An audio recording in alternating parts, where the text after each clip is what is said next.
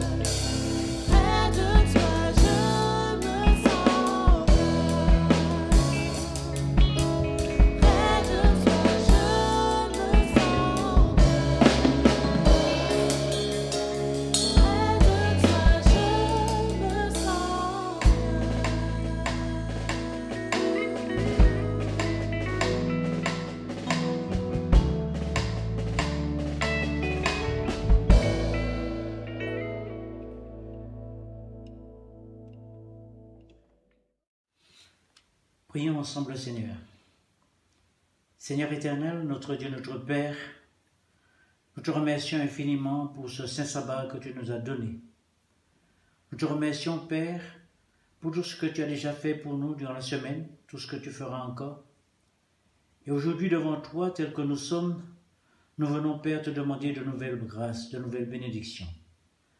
Veuille bénir celui que tu as choisi, Père, pour parler de ton nom, en ton nom. Veuille bénir ton Église, tes églises dans le monde entier, et d'une façon spéciale, des églises qui se joignent à nous ce matin pour prier ensemble, pour écouter ensemble le message que tu as apporté à chacun de nous. Veuille bénir tous tes enfants sur la surface de la terre. Accorde-nous ta paix, accorde-nous ta grâce. Tu connais mieux que nous, Seigneur, nos besoins. Quoi qu'il arrive, que nous puissions continuer à te faire confiance. Tu nous dis, Père, là où 2 ou 3 sont assemblés à mon nom, je suis au milieu d'eux. Nous sommes heureux de faire partie de ceux qui se sont rassemblés ce matin pour pouvoir louer et glorifier ton nom. Nous voulons une fois de plus, Père éternel, te remercier pour ces moments que tu nous permets d'avoir avec toi, ces moments de consécration. Alors que maintenant nous passons ce moment ensemble, bénis chacun de nous, remplis-nous de ton esprit, bénis celui qui aura parlé en ton nom. Et quoi qu'il arrive, Père, que nous puissions en tout temps, partout et pour tout, continuer à te louer, à te glorifier. Je t'ai prié, Père, en te remerciant pour le sacrifice de Jésus-Christ et en son nom, et que toute gloire, toute grâce te revienne dès maintenant et au siècle des siècles. Amen. Bonjour. Au nom de notre Seigneur Jésus-Christ, je viens vous souhaiter une cordiale et chaleureuse bienvenue. Sentez-vous à l'aise là où vous êtes, que ce soit en église, que ce soit sur le groupe Zoom ou que ce soit sur le net. Je vous souhaite à tous, au nom de notre Seigneur Jésus-Christ, une cordiale et chaleureuse bienvenue.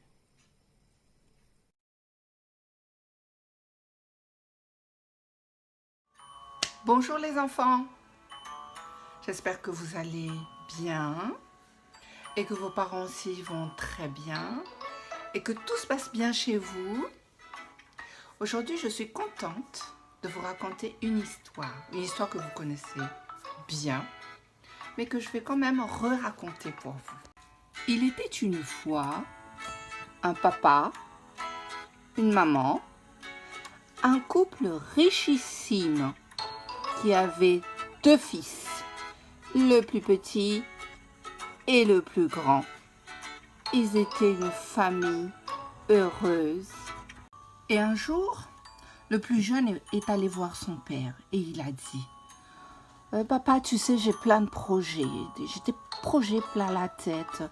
Est-ce que tu pourrais me donner ma part d'héritage, c'est-à-dire l'argent que tu vas me donner plus tard ?» Alors le papa lui a dit « Mais écoute mon fils, tu sais, ta part d'héritage, tu l'auras quand je serai mort. » « Oh, mais papa, tu es en pleine forme. Je pense pas que tu vas mourir de sitôt. Alors que moi, j'ai plein de projets. S'il te plaît, papa, s'il te plaît, est-ce que tu peux me donner ma part d'héritage ?» Alors le père lui dit « Mon fils, parce que tu insistes, tiens, je te donne ta part d'héritage. Ça, c'est tout l'argent que j'ai prévu de te donner quand un jour je serai mort. Alors prends-en bien soin, ne dépense pas tout l'argent. Essaie de l'utiliser à bon escient. »« Oh merci papa, merci papa, je vais essayer de l'utiliser sagement cet argent. » Alors le jeune homme, il est parti préparer sa valise. Il a pris son petit sac d'argent et il a dit « Au revoir maman, au revoir papa, au revoir grand frère, je suis parti pour une nouvelle vie. » Et vous imaginez comment papa et maman étaient très tristes. Mais le jeune homme, il est quand même parti. Il est parti pour une nouvelle vie. Alors il est parti dans un pays étranger, très loin de sa famille. Et là-bas, il s'est fait beaucoup de copains et de copines. Comment? Vous savez comment il s'est fait des copines? Eh bien parce qu'il faisait tout le temps la fête. Il faisait tout le temps la fête et il offrait plein de cadeaux à ses copains, à ses copines. Et il les emmenait faire des voyages. En fait, il les gâtait et tous ses copains et copines étaient très heureux. Alors le jeune homme continuait sa belle vie. Il continuait à faire la fête. Mais est-ce que vous avez vu? Il a moins de copains et de copines. Vous avez vu? Eh bien, il y avait des copains et des copines qui sont partis, qui ne voulaient plus être ses copains et copines. Pourquoi? Parce qu'ils donnaient de moins en moins de cadeaux. En fait, les enfants, il avait un peu moins d'argent. Comme il dépensait beaucoup ses sous, eh bien, il ne pouvait plus faire de cadeaux à ses copains, à ses copines. Et il n'y en a plus beaucoup qui restent. Mais il continuait à faire la fête. Il continuait à danser, à faire du bruit, à boire, à manger. Et comme il n'avait pas assez d'argent, des fois il en empruntait à d'autres. Et il empruntait et il n'arrivait pas à rembourser ses amis. Alors des fois il y a la police qui vient et qui vient lui dire: Hé jeune homme, il y a un de tes copains qui est venu nous voir. Et tu sais ce qu'il nous a dit? Que tu lui as pris de l'argent et que jusqu'à maintenant, tu lui as pas rendu l'argent. Oh oh, bonjour les ennuis. Et les jours passaient et la situation de notre jeune homme ne s'améliorait pas. Il s'est retrouvé tout seul. À la fin, il n'avait plus d'amis et même, il n'avait plus de sous. Il était déprimé, il ne savait plus quoi faire. Il se promenait, il errait ça et là. Il avait faim. Il était fatigué. Il était tout seul. Il était triste. Et comme il irait ça et là, dans les campagnes, dans les champs, dans les parcs, un jour il a croisé un fermier. Et il a dit à ce monsieur: Monsieur, s'il vous plaît, est-ce que vous avez quelque chose pour moi? J'ai trop faim, mon ventre gargouille depuis des jours. J'ai pas mangé. Alors le monsieur a dit: Non, j'ai rien pour vous. Et il a continué: Monsieur, s'il vous plaît, est-ce que vous avez du travail pour moi? Parce que j'en ai vraiment besoin. J'ai vraiment besoin de sous. Ça fait des jours que je travaille pas assez. Ça fait des jours que je mange pas. Je suis trop fatiguée. S'il vous plaît, monsieur, est-ce que vous avez un petit travail pour moi? Alors le monsieur réfléchit et se dit: Ah, peut-être que j'ai un travail pour vous. Ah, ça pourrait peut-être vous aller. Allez, venez, suivez-moi. Vous voyez ces gentils petits cochons? Eh bien, vous allez vous en occuper. Vous leur donnerez à manger et vous nettoierez leur porcherie tous les jours, le matin, le soir. Et puis, vous pouvez manger aussi, dans ce cas. Ah, vous n'avez que ça comme travail? Ah ben oui, monsieur, c'est à prendre ou à laisser, hein. Vous voulez du travail, je vous donne du travail, alors soit vous acceptez, soit vous partez, hein. Mais avait-il le choix? Non, il n'avait pas le choix. Il a donc accepté ce travail et jour après jour, il s'occupait des cochons. Il leur donnait à manger. Il lavait la porcherie le matin, le soir. Et le soir, il était très fatigué. Mais imaginez-vous, est-ce que le fermier lui a donné à manger? Non. Alors, c'est normal, il avait faim. Mais comme il n'avait pas à manger, eh ben, il mangeait la nourriture des cochons. Des fruits pourris, des légumes pourris. Il partageait le repas des cochons. Et chaque soir, comme il n'en mangeait pas beaucoup, c'était pas très bon, il était très fatigué. Chaque soir, il était très triste. Chaque soir, il avait faim. Et un jour, il s'est levé et il dit: Mais qu'est-ce que je fais ici? Pourquoi je suis aussi malheureux, aussi pauvre, aussi triste, alors que chez mon père, même les serviteurs mangent bien. Ils sont bien habillés, pas comme moi, en haillons. Ils mangent, ils dorment sur des lits douillés. Je vais me lever. Je vais aller chez mon père. Je vais lui demander pardon. Et je vais même lui dire de me prendre comme serviteur s'il ne veut plus de moi comme fils. Je reste plus ici. Je m'en vais. Adieu les cochons. Et alors il s'en va, il se lève, il quitte les cochons, il quitte la ferme. il quitte le monsieur fermier et il prend le chemin pour retourner chez lui. Et sur le chemin, il répète tout le temps. Pardon papa, si tu veux plus de moi comme ton fils, eh bien prends-moi pour serviteur. Pardon papa, si tu veux pas que je sois ton fils, prends-moi pour serviteur. S'il te plaît papa, pardon, prends-moi pour ton serviteur. Ne me considère plus comme ton fils. Et vous savez que le papa, tous les jours, il montait sur la terrasse, il regardait au loin et il espérait que son fils reviendrait.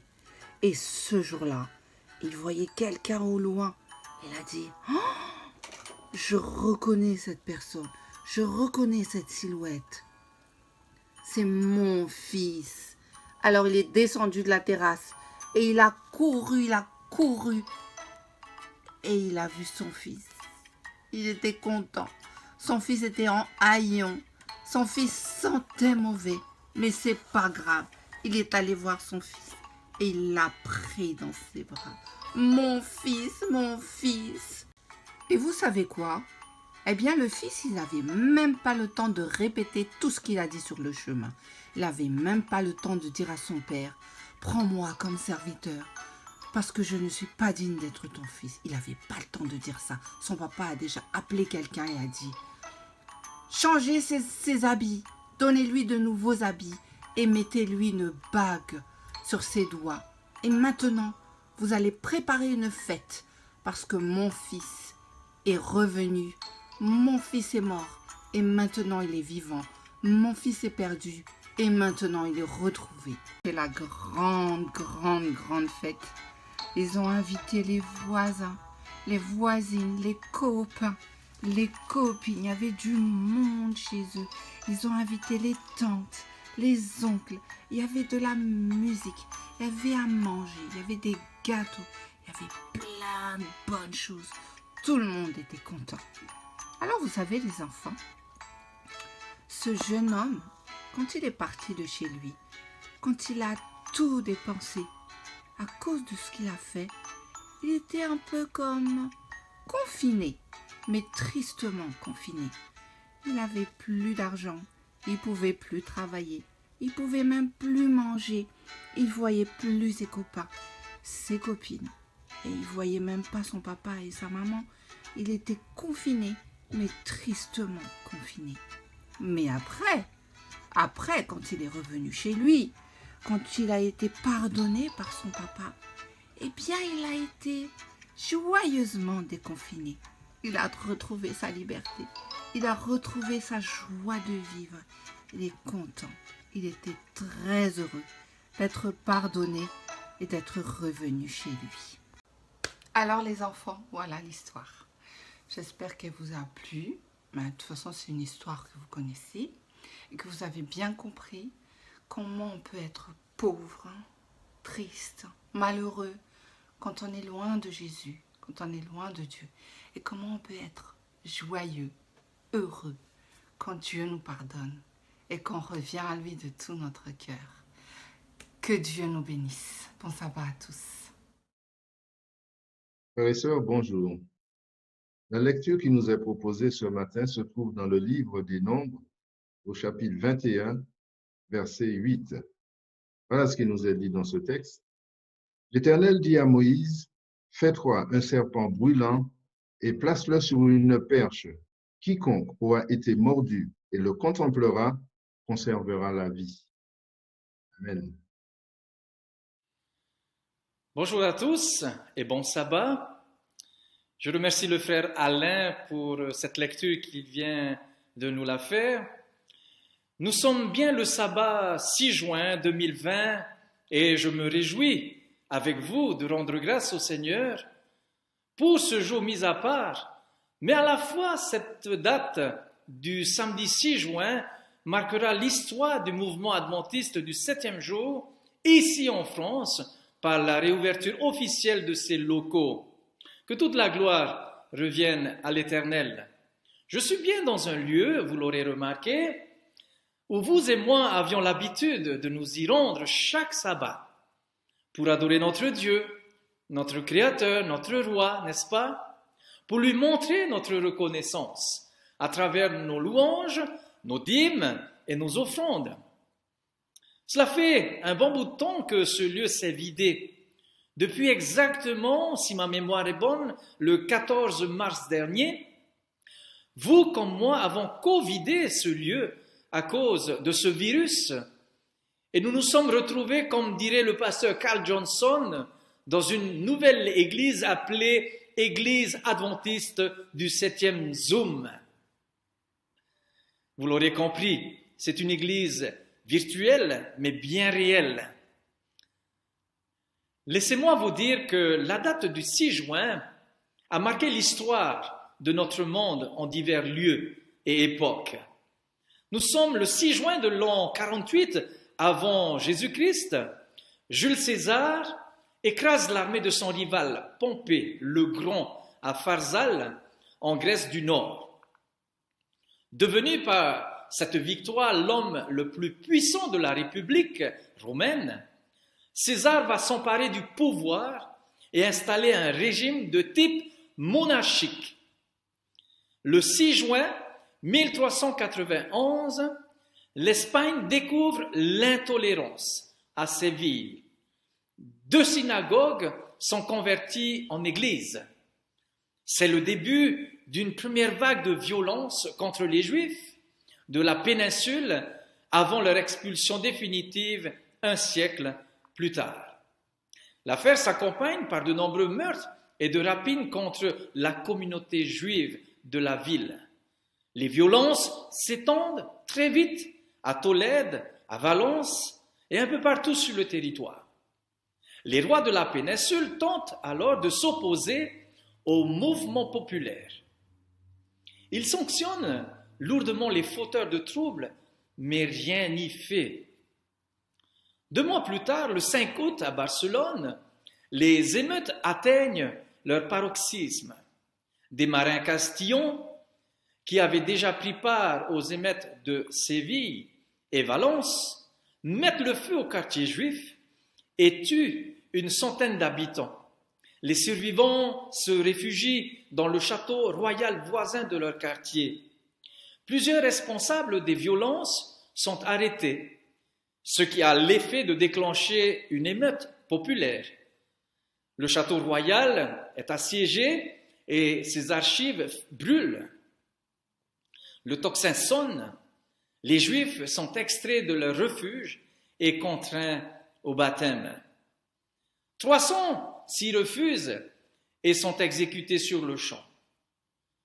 Vous l'avez compris, il y a guerre des religions entre l'islam, le judaïsme et le christianisme. Mais laissez-moi vous faire remarquer une chose étonnante. Alors qu'ils étaient habituellement en lutte, les armées cessent de combattre du jeudi soir au lundi matin pour respecter les jours de repos des uns et des autres. Je veux préciser ici que le Shabbat fait partie de ce temps de repos. L'histoire nous raconte que fur et à mesure que les rois chrétiens d'Espagne repoussent les musulmans et conquièrent de nouvelles terres, les habitants musulmans ou juifs sont invités à se convertir. Maintenant, sur le territoire français, plus vers le nord, le 6 juin 1944, rappelez-vous de cette date pour ceux qui connaissent l'histoire, rappelez-vous du débarquement de Normandie. Nous sommes à l'aube ce jour-là, du 6 juin 1944, et cela s'étale sur un front de 35 kilomètres. 4266 navires de transport et 722 navires de guerre s'approchent des côtes normandes, avec pas moins de 130 000 hommes britanniques, états-uniens ou canadiens pour la plupart, sous la protection de plus de 10 000 avions. Vous vous rendez compte du nombre de personnes qui sont mobilisées pour cela? Cette opération aéronavale du nom d'Overlord, la plus gigantesque de l'histoire d'ailleurs, était attendue par tous les Européens qui, en Europe occidentale, luttaient contre l'occupation nazie. Le 6 juin 1982, Israël déclenche la guerre du Liban. Après ses victoires sur ses voisins arabes, lors des guerres des 6 jours et du Kippour, Israël doit admettre que la résistance palestinienne n'est pas morte. Mais si elle se manifeste de façon, même si elle se manifeste de façon plus diffuse. Le gouvernement de Menahem Begin croit pouvoir le vaincre en attaquant le 6 juin 1982 le Liban, justement miné par des graves divisions internes liées à l'attitude à adopter face aux combattants palestiniens repliés dans le pays.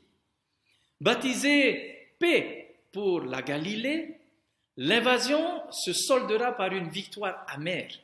C'est ce que l'histoire nous raconte. Et une défaite diplomatique, illustrée par l'assassinat du président libanais Béchir Gemayel et les massacres des camps de Sabra et de Shatila. En bref, tous ces événements historiques à l'échelle mondiale démontrent bien l'idée de la domination et du pouvoir tant bien politique que religieux, mais aussi un désir de retrouver la paix parmi les nations. Retenons dans ce dernier événement de 82 un élément clé qui pour moi me rappelle une péricope des Saintes Écritures. La paix pour Galilée. Et pourquoi pas la paix pour la France?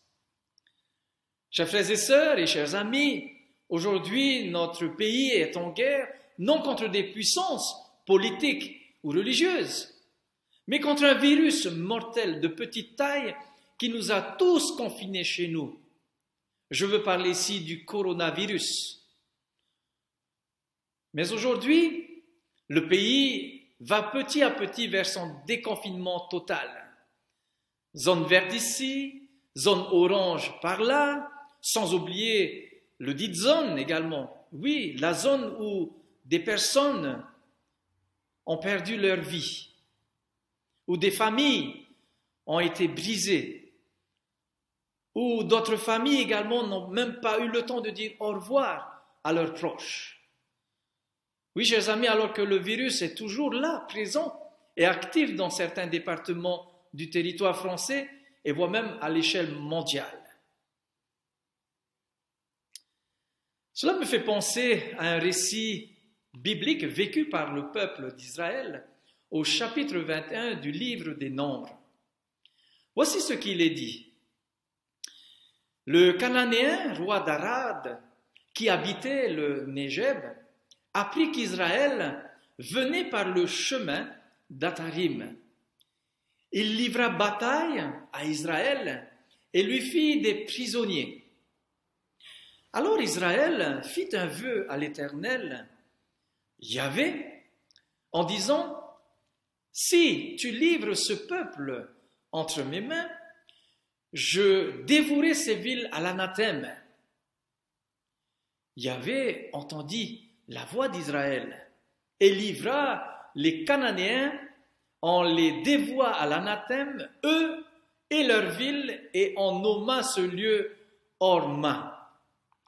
Ils partirent de la montagne de Hor par le chemin de la mer Rouge pour contourner le pays d'Édom. Le peuple perdit patience dans ce chemin et il parla contre Dieu et contre Moïse.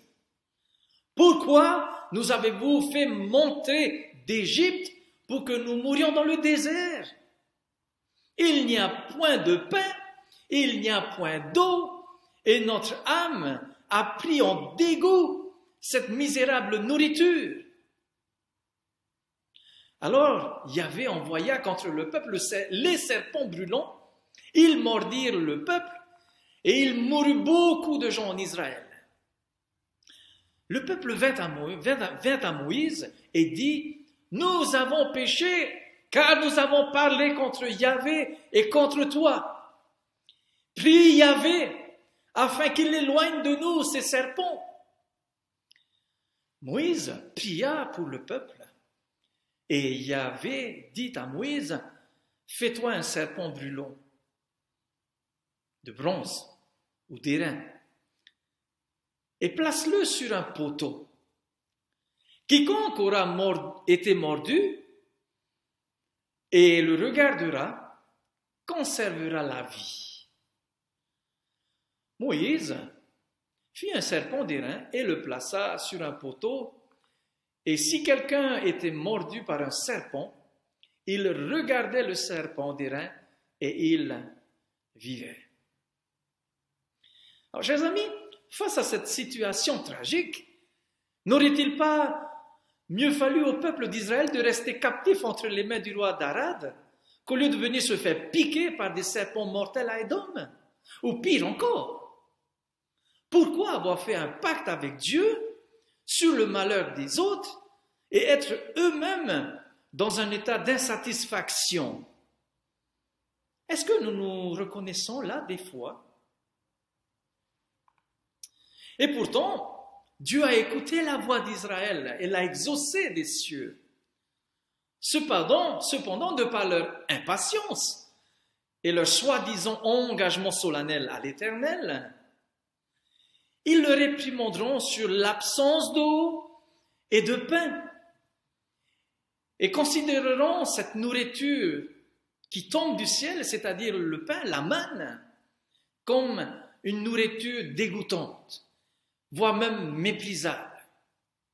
Et pour cela, je voudrais vous inviter, lorsque vous aurez le temps, de faire un parallèle avec la question du rejet dans le livre d'Ésaïe 53 et le verset 3, pour faire référence à ce sujet du rejet de la part du peuple.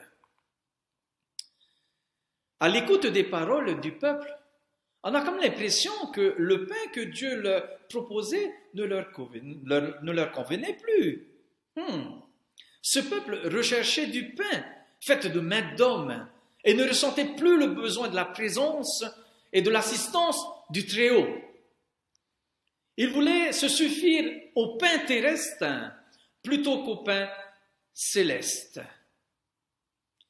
Bien décidé à rester dans cette position fasciste et révoltée, Dieu décide de les mettre à l'épreuve en faisant venir vers son peuple des serpents brûlants qui, par leurs morsures, faisaient mourir beaucoup de gens en Israël. Existait-il un vaccin, un antidote pour rester en vie? De ce que le peuple voyait sous ses yeux, plusieurs personnes mouraient tant que leurs mauvaises paroles, leurs mauvaises pensées, leur manque de patience, leur incrédulité, leur manque d'obéissance et de foi en Dieu et en Moïse subsistaient et habitaient leur cœur. Ils se sont tournés vers leur propre désir, leur propre convoitise, que vers la reconnaissance de leur délivrance. Ils ont oublié que Dieu venait de les délivrer de la main de leurs ennemis. Confinés dans leurs blessures, ils n'avaient plus aucune solution que de se rendre à l'évidence en allant voir Moïse. La Bible nous parle de confession. La confession était le moyen de reconnaître la gravité de leur péché. La foi et l'obéissance sont les clés vers la guérison, suivie de la fidélité à Dieu. Jérémie 29, 11 nous dit que Dieu avait des projets de paix et non de malheur, et leur avait même réservé en retour leur a préparé pour un avenir plein d'espérance. Nous pouvons retrouver une idée de cette confession dans le livre des juges, au chapitre 10 et le verset 10, où il est dit « Les enfants d'Israël crièrent vers Yahvé en disant « Nous avons péché contre toi, car nous t'avons abandonné notre Dieu, et nous avons servi les dieux de Baal. » Waouh! Rappelez-vous de ce que je vous disais tout à l'heure. Le pain du ciel ne le convenait plus. Il voulait du pain fait de mains d'hommes. Wow! Qu'est-ce que la Bible est en train de nous enseigner ici? Continuons. Moïse a joué un rôle, le rôle d'intercesseur dans cette affaire entre Dieu et le peuple. Extraordinaire. Un homme qui parle à Dieu, mais aussi un homme qui parle au peuple. Quel rôle symbolique à la fois. Remarquez que c'est souvent dans les plus sombres moments de nos vies que nous avons besoin du secours de l'Éternel. On se souvient comme par miracle, qu'il y a un Dieu, une église, où des hommes, des femmes, des jeunes se réunissent chaque jour pour prier, pour célébrer, pour intercéder en notre faveur. Soyons honnêtes un petit peu envers nous-mêmes. N'est-ce pas le cas? Quand tout va bien, Hakuna Matata. Mais quand tout va mal, ne sommes-nous pas comme ce peuple aux deux visages? Oui, il en était de même pour ce peuple au cou raide et sans scrupules, qui en mettaient plein la vue sur le problème des autres et reniaient leur propre erreur. Laissez-moi vous dire que ce matin, je veux bien croire que les chrétiens d'aujourd'hui n'ont pas hérité de cette attitude. Ça, je veux bien le croire. Et surtout pas dans notre Église. Quel malheur! Parce qu'ils ont rencontré leur intercesseur, ces chrétiens. Ces chrétiens ont rencontré leur intercesseur, Jésus-Christ. Amen. L'heure du déconfinement a sonné pour ce peuple, car Dieu, dans sa grande miséricorde et dans sa grande compassion, encore une fois a entendu leur cri de désespoir. Il a entendu leur confession et le regret de leur cœur par l'intermédiaire de Moïse.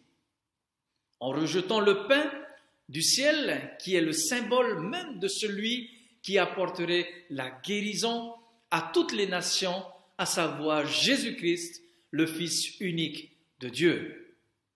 L'apôtre Paul confirme cela en disant dans le livre des Actes au chapitre 4 et le verset 12, Actes chapitre 4 et le verset 12, voici ce qu'il est dit, que le salut ne se trouve en aucun autre, car il n'y a sous le ciel aucun autre nom donné parmi les hommes par lequel nous devions être sauvés. Waouh, là nous parlons de dénouement, de déconfinement. L'Éternel Dieu ordonne à Moïse, au verset 8, en lui disant « Fais-toi un serpent brûlant et place-le sur une perche. Quiconque aura été mordu et le contemplera, conservera la vie. » Un serpent d'airain semblable à ceux qui tourmentaient le peuple et de l'élever au milieu du camp, faisant savoir que tous ceux qui dirigeraient leurs yeux sur cette effigie seraient soulagés. Moïse obéit. Et bientôt, la joyeuse nouvelle se répandit parmi le peuple que ceux qui avaient été mordus pouvaient échapper à la mort. Question, pouvait-il encore y croire aux paroles de Moïse? Alors que, comme dit la servante du Seigneur, Ellen White, dans Patriarche et Prophète, à la page 408, voici ce qu'elle dit. Comme un grand nombre de personnes avaient déjà succombé, plusieurs avaient du mal à croire qu'il suffisait pour être guéris de regarder l'image métallique dressée par Moïse sur une perche. Ceux-là, dit-elle, périrent dans leur incrédulité. Et je rajouterai, à cause du doute et de leur manque de connaissance et de confiance dans les paroles de son serviteur Moïse, qui les avait accompagnés jusqu'alors. Le serpent lui-même n'avait aucun pouvoir, vous êtes d'accord avec moi, d'opérer un tel miracle. Mais que sa vertu guérissante venait de Dieu. Et le peuple le savait, chers amis. Le peuple le savait. Une leçon spirituelle de grande importance se dégageait de l'élévation du serpent. Les Hébreux ne pouvaient pas par eux-mêmes se préserver, n'est-ce pas, des effets de venin fatal. Dieu seul pouvait les guérir. Et je le répète, Dieu seul pouvait les guérir. Amen. Nous dit la servante du Seigneur. Mais à condition qu'il croie au remède divinement prescrit. Quel était ce remède? Il fallait regarder pour vivre. Il fallait regarder pour vivre. Écoutez bien ceci. Elle continue en disant, c'était leur foi qui était agréable à Dieu. Et cette foi, il l'a manifestée en considérant le serpent comme le symbole du Rédempteur à venir. N'est-ce pas merveilleux? Grâce au seul mérite duquel on peut être sauvé. Je répète, c'était leur foi qui était agréable à Dieu.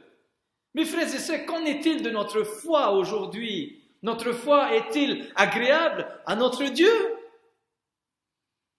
Est-ce qu'elle manifeste justement ce regard? Est-ce que ce regard que nous avons manifeste réellement le symbole du Rédempteur à venir? Chers amis, Jésus est là. Jésus était ce Rédempteur. À l'écoute de ce texte, Dieu offre le moyen à chaque individu, et non plus le peuple, mais chaque individu, et de manière personnelle, ce message était adressé de manière personnelle. Quiconque. Nous sommes pleins de quiconque ici parmi nous, là, ce matin. Hein? Je veux bien croire que... Non, nous avons une famille, oui, mais nous sommes quiconque. Moi, vis-à-vis de ma foi, vis-à-vis de cette espérance, vis-à-vis de cette guérison que Dieu m'offre à travers mon regard de la foi dans les promesses de Dieu. L'évangile de Jean, chapitre 3, je pense que pas mal de vous connaissent ce chapitre, n'est-ce pas? Voici ce qu'il dit, et comme Moïse éleva le serpent dans le désert, il faut de même que le Fils de l'homme soit élevé. Le verset 15 nous dit ici, afin que quiconque croit en lui ait la vie éternelle. Formidable parce qu'il va reprendre par 2 fois le même thème de vie éternelle. Le verset de Jean 3,16, vous pourrez même le réciter avec moi si vous le voulez derrière vos micros coupés, mais cela n'est pas grave. Alors voici ce qu'il dit. Car Dieu a tant aimé le monde qu'il a donné son Fils unique pour moi, pour vous, vous qui êtes là aujourd'hui. Ce n'est pas un hasard. Avec Dieu, il n'y a pas de hasard. Tout est programmé du jour au jour. Mais c'est un Dieu qui prévoit l'avenir de son peuple pour qui il a donné son Fils. Oui, car Dieu a tant aimé le monde qu'il a donné son Fils unique afin que quiconque croit en lui ne périsse point mais qu'il ait la vie éternelle par 2 fois. Pour l'Ancien Testament comme pour le Nouveau Testament, par 2 fois. Chers amis, si tu crois pouvoir t'en sortir par toi-même, dans tes projets à la folie, de savoir que tu connais plus de choses que des personnes qui craignent l'Éternel. Si tu crois t'en sortir de tes soucis par toi-même, de tes addictions, de tes mauvaises habitudes ou attitudes, sans avoir besoin de Jésus, sache que tu n'es pas sur la bonne voie. Car tous, la parole de Dieu nous dit que tous sur cette terre, et sans exception, moi en premier, avons été mordus par le serpent ancien. Nous avons tous été mordus par le serpent ancien. Et ce serpent ancien a mis son venin sur la terre, dans le peuple, parmi le peuple de Dieu, ce venin que nous appelons le péché. Amen. Et ce peuple est dans le péché. La solution, c'est Jésus-Christ. Oui, ce serpent ancien appelé le diable, l'Apocalypse 12, verset 9, nous rappelle ceci, que le serpent ancien appelé le diable et Satan, celui qui séduit toute la terre. Il nous a tous séduits un jour ou l'autre. Raison pour laquelle, lorsque nous péchons, nous n'avons pas trop envie que notre péché soit connu de notre épouse, ou notre péché soit connu de l'église, du premier ancien, du pasteur. Voilà. Et donc on préfère cacher les choses. Chers amis, c'est la mort à petit feu, ce chemin que nous prenons. Le débarquement de Normandie fut le début de la délivrance contre l'occupation des nazis qui pensaient l'assujettir, n'est-ce pas? Et le monde, par sa force, parce que c'était l'objectif des nazis de pouvoir gouverner le monde, comme ce venin transmis par morsure qui envahissait chaque individu de sa douleur et de sa souffrance. Mais aujourd'hui, nous sommes dans un nouvel ère, je dirais. C'est la reprise d'un nouveau souffle, un déconfinement. Grâce à ce débarquement, l'histoire nous raconte que l'ennemi n'avait plus mainmise sur ses projets, car tout a été mis à ras. Vous savez, aujourd'hui, je voudrais te dire quelque chose, et je voudrais nous dire quelque chose. Laisse Jésus débarquer dans ta vie. Laisse Jésus débarquer dans ton cœur. Oui, pour terrasser les assauts de l'ennemi qui règne dans ton esprit. Ne te mets pas contre sa volonté. Laisse Jésus entrer dans ton cœur. Et tu as besoin d'humilité pour cela. Tu as besoin d'apprendre, tu as besoin de lire cette parole qui va envelopper chaque jour ton cœur, tes pensées. Et tu verras que ce cœur de pierre que tu as va se changer petit à petit en cœur de chair. Sache ce matin, toi qui me vois, toi qui m'entends, que notre délivrance est proche et le Fils de Dieu, l'Éternel des armées, revient pour te chercher, pour me chercher, pour nous chercher. Ne sois pas découragé lorsque tu vois des gens autour de toi qui essayent d'ébranler ta foi, qui essaient de détourner ton attention. L'Éternel est en train de vous appeler, chers frères et sœurs, chers jeunes. Nous sommes arrivés vraiment au temps de la fin. Le seul projet que l'Éternel nous demande de faire aujourd'hui, c'est d'accomplir son évangélisation, c'est de proclamer l'évangélisation. Arrêtons tout ce qui est de notre loisir, plaisir, mais mettons notre plaisir et notre confiance en l'Éternel. Nous aurons un sens de par notre unité dans le plaisir de l'Éternel à inviter d'autres personnes du dehors à regarder ce que vivent les enfants de Dieu dans cette fin des temps. Et ils diront, mais qui sont ces gens? Nous avons l'impression de voir des personnes tout autres que ce que le monde est en train de nous montrer. Jésus dit bien que par rapport à l'amour, si vous n'avez pas d'amour les uns pour les autres, les amis, vous n'êtes pas dignes d'être appelés mes disciples. Quelqu'un parmi vous va être appelé le disciple de Jésus, alors qu'il commence par s'aimer lui-même avant d'aimer les autres. Parce que tu ne peux pas aimer ton prochain si toi-même tu te haïs. Et nous ne pouvons pas dire que nous aimons Dieu alors que nous haïssons l'ancien d'église, nous haïssons la femme peut-être du pasteur, nous haïssons le président, nous haïssons les personnes, mais dans ma vie je loue l'Éternel, je bénis le nom de l'Éternel. Quel hypocrite que nous sommes!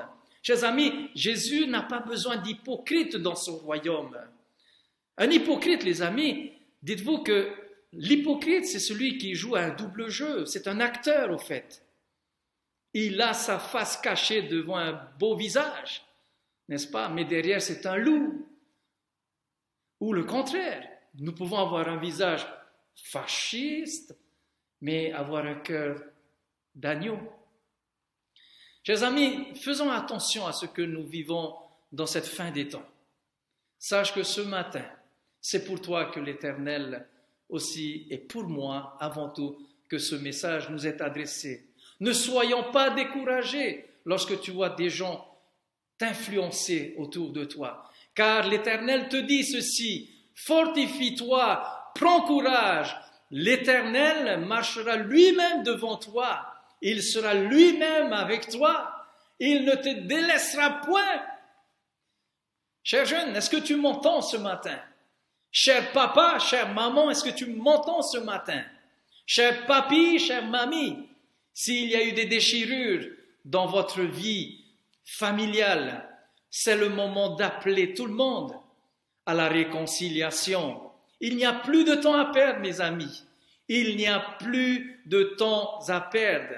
Car vous avez vu, vous comme moi, que le confinement vous a empêché, nous a tous empêchés de pouvoir aller voir les uns et les autres. Alors profitons de ce déconfinement pour pouvoir sortir, pour pouvoir rencontrer celui peut-être qui depuis des années, peut-être dans l'église, a eu toujours une dent contre moi ou moi contre lui. C'est le moment, les amis, de laisser tout cela de côté. Il y a de la place, comme je dirait Jésus, dans la maison de mon Père.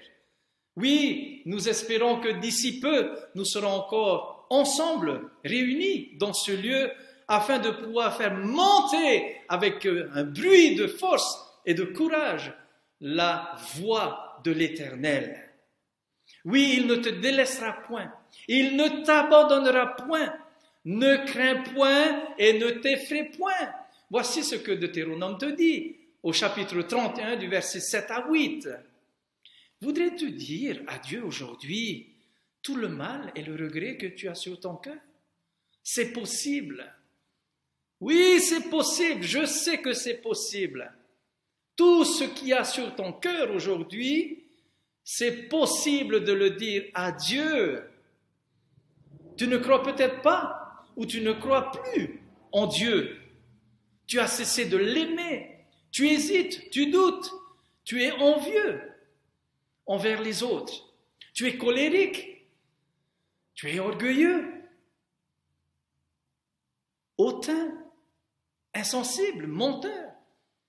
Nous sommes tous, rappelez-vous, nous sommes tous atteints de ce venin qui est le péché. Et je veux te dire ce matin, je veux nous dire ce matin, parce que ce message, c'est moi d'abord, c'est pour moi ce message, et je voudrais vous le partager, chers amis, chers frères et sœurs, chers jeunes, chers amis internautes, vous qui regarderez peut-être pas aujourd'hui, mais dans les temps futurs. Il est temps de revenir à la maison, il est temps de revenir à Dieu pour que nous puissions unir nos forces et montrer que le peuple chrétien est un peuple solidaire, est un peuple qui aime son ennemi, car c'est le cœur même du christianisme. Celui qui aime son ennemi est digne de moi, dit le Seigneur. Si nous aimons nos amis, qu'est-ce qu'il y a de différence? Qu'est-ce qu'il y a de différent si nous aimons nos ennemis? Mais celui qui aime son ennemi, il a gagné, il a compris quelque chose. Et en lui habite l'amour de Jésus.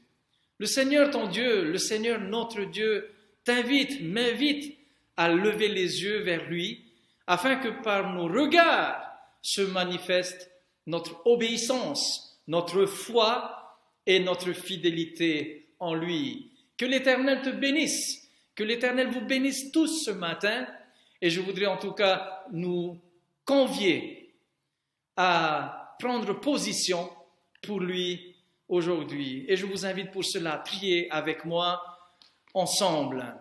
Seigneur notre Dieu, alors que le temps est proche, les signes sont là, nous avons vécu une expérience, le monde entier a vécu une expérience de confinement.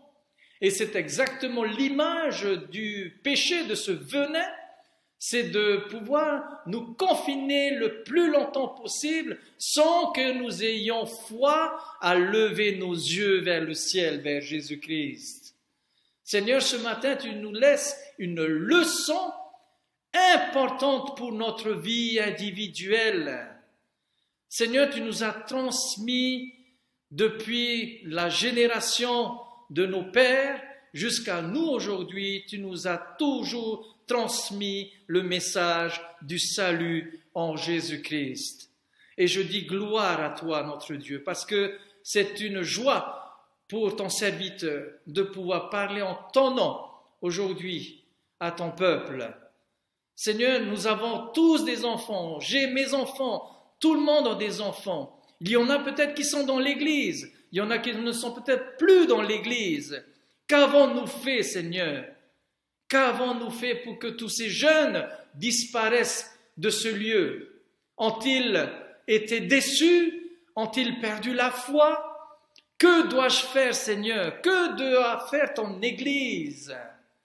Eh bien, tu nous demandes d'être unis, de pouvoir avant tout nous confesser devant toi, Seigneur. Voilà les étapes, Seigneur, que tu souhaites nous donner aujourd'hui afin que notre vie, notre expérience, notre obéissance et notre foi en toi, Seigneur, puisse être une expérience, que nous soyons des lettres vivantes devant toi et des lettres véritables. Merci, Seigneur, de faire passer sur nous le sang de Jésus-Christ qui pourra nous purifier de toutes nos iniquités. Et ça, nous le croyons, Seigneur, car tu es le Dieu de justice. Fais du bien à tes enfants, Seigneur. Je sais que là où ils sont dans leur maison, Seigneur, leur cœur brûle en ce moment parce que ton esprit travaille de plus en plus. Seigneur, si nous sommes faibles, nous voulons te dire, Seigneur, que nous sommes faibles.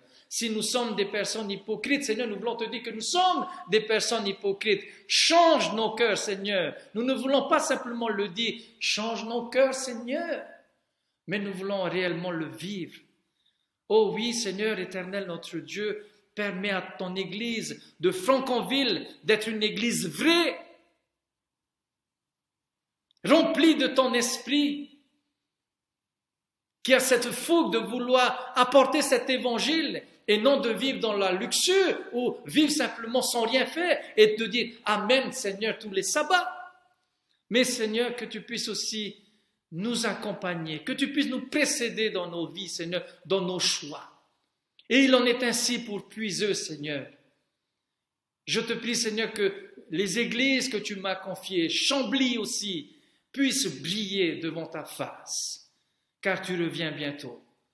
Père éternel, je te demande d'écouter, Seigneur, ma voix ce matin pour ce peuple que tu m'as confié, et que ton nom seul soit glorifié, car c'est au nom et par les mérites de ton Fils Jésus-Christ que j'ai te prié pour ta gloire et ton nom. Amen. Eh bien, chers frères et sœurs, nous sommes arrivés à un moment particulier, éventuellement, de notre adoration, de notre culte à Dieu. Et ce matin, je voudrais nous donner l'occasion à tous de dire merci au Seigneur pour la vie, la santé, le linge, le manger, le boire, et aussi tout ce qu'il a pu nous donner durant tout ce temps de confinement.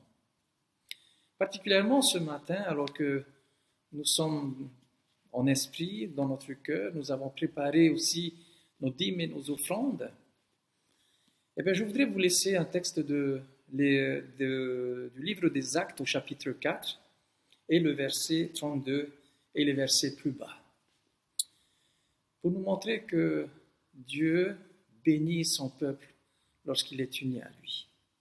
La multitude de ceux qui avaient cru n'était qu'un cœur et qu'une âme.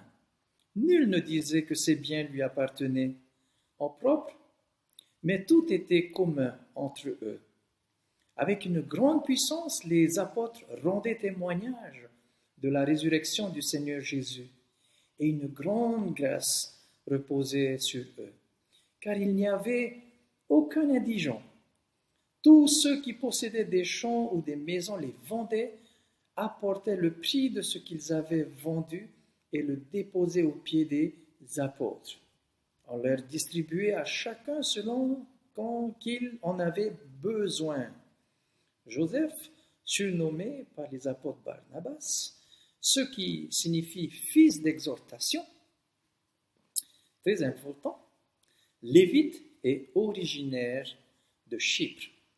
Il vendit un champ qu'il possédait, apporta l'argent et le déposa aux pieds des apôtres.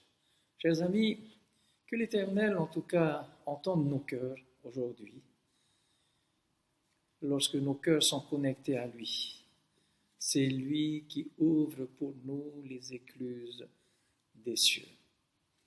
Alors nous allons passer un moment de recueillement, de reconnaissance, et je voudrais pour cela vous laisser un moment de réflexion avec votre Dieu pour ce qu'il a fait pour vous. Et ensuite, nous allons prier pour bénir tous ces offrandes que vous avez préparées.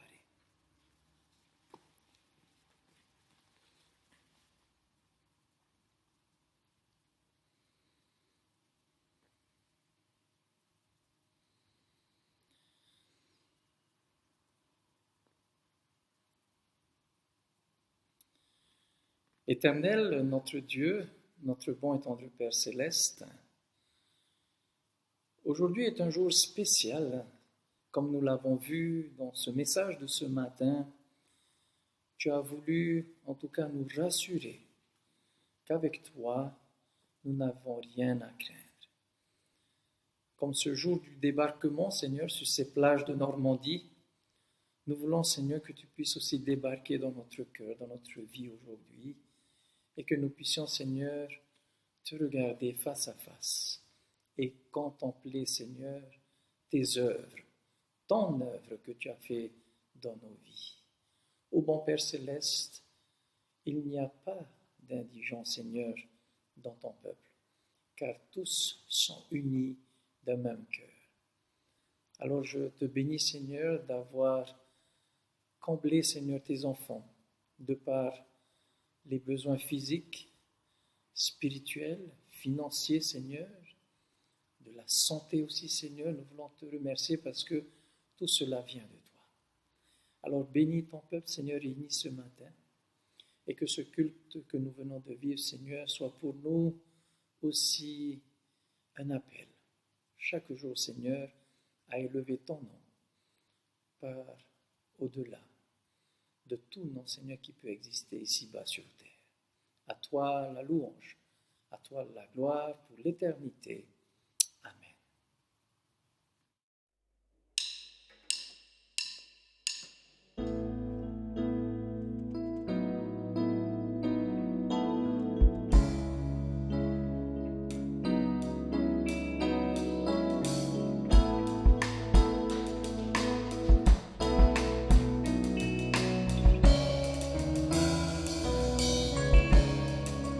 Comment expliquer